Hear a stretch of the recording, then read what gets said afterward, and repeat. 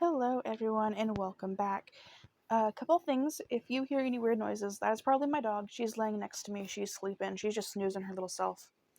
And she's just kind of kicking, and she'll just get really loud and just let out the biggest snores. So if you hear that, I am so sorry.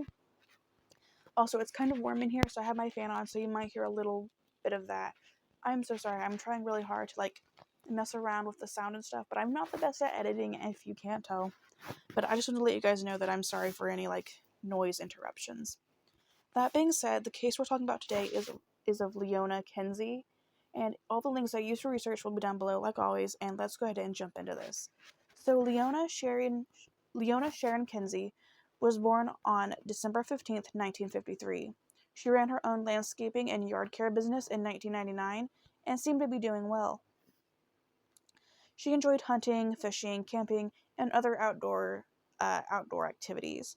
On October 25th, 1999, she walked out of her trailer home in La Grande, Oregon, and just seemingly disappeared. She had left a pot of coffee on the stove, bananas rotting on the counter, a carton of cigarettes in the freezer, and her beloved pets in the yard. All of her possessions, like her purse, her pager, all of that was left behind as well. Her light golden brown 1980s model GMC Jimmy was found in the parking lot of an Albertson store on the morning of October 29th. The store manager said he didn't believe the car had been there overnight. The steering column had been damaged, and there was a box of rubber gloves behind the seat. There was also no evidence of a struggle or any clues to her disappearance. Leona was involved with the drug scene, both using and selling, and police say that she was known to use that parking lot to do drug deals. And it is a quote here from the La Grande Police Department Lieutenant Jason Hayes, and he says, "It's unfortunate, but she was heavily involved in the use and sale of methamphetamines. It's reasonable to say that she got a call when she was at home from someone she knew to come to the Albertsons parking lot. When she got to the Albertsons parking lot, she vanished." End quote. Her friend, Nancy, was the first to report her missing. She told police that Leona had plans that night to meet a man named Juan or John Pina Yamas. So, I want to say very quickly that I have seen a lot of articles say that Juan is John, John is Juan, and kind of using that name interchangeably. And we'll talk about this person in their description later because there's a lot of aliases, so I'm giving you both names. But he was her drug dealer with ties to a Mexican cartel. There was also at least one rumor around town that she was an informant or that she had a drug debt possibly owed to a cartel. Her daughter, Carolyn, said there had been a previous incident of vandalism. A couple weeks before she had went missing, someone spray painted the word narc on the front of her home. So Juan or John Pina Llamas spoke to police but denied harming her. He failed to show up later for a voluntary polygraph. So another quote from Lieutenant Jason Hayes. He says, "Leona's best friend Nancy said that Leona got her drugs also from a person named Jose. Everybody that we talked to doesn't know who Jose is. If he, too, is another drug supplier for her, it's also reasonable to think he may have something to do with it. What I don't know is, did Juan and Jose know each other?" End quote. So Pina Yamas's ex-wife told police that he had boasted that although he didn't kill Leona, he had somebody do it. So the cops search and rescue teams and cadaver dogs combed a hillside and pond about 35 miles from town and also searched a place where Pina Yamas had sexually abused another woman, but nothing was found. Recently, the FBI was able to get proof that Pina Llamas was alive and living in Manzanillo, Mexico. But because he's only a person of interest in the case, police can't question him unless he crosses back into the United States. And another quote from Lieutenant Hayes here. He says, "If Leona's disappearance has anything to do with the Mexican cartel, that is very problematic to me. They do horrific things to make people disappear, like put them in vats and liquefy their body and flush them down the drain." End quote. So as for the actual case itself, that is all I have for you, but then I have two descriptions for Juan, John, whoever he is, Juan Pina description, and then Leona's. So for Juan, uh, so he's Hispanic with black hair, brown eyes. He's about 5'5", 135 pounds. He was in his mid-30s at the time.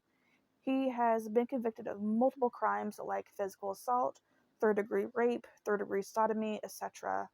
So some of his aliases is Juan Pina, Juan John Pina Ruiz, or Yamas, Juan P. Yamas, John M. Yamas, John J. Pina, Juan F. Alejandro, Juan F. Pina, Juan F. Pina Alejandre, Juan F. Pina Bonanda, and Juan Alejandre and John Pina.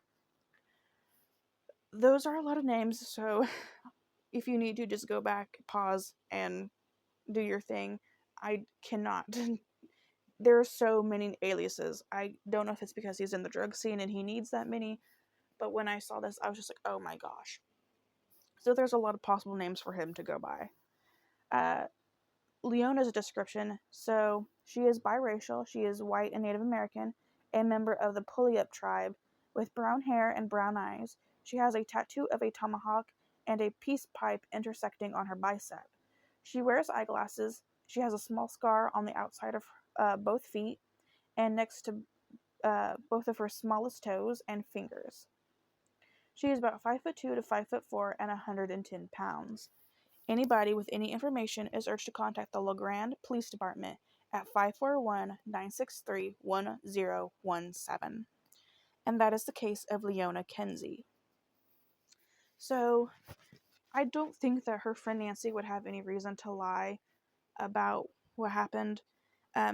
If she's getting the word narc spray painted on her house, I feel like there could be somebody going after her, especially if she is messing around with the cartel of some sort.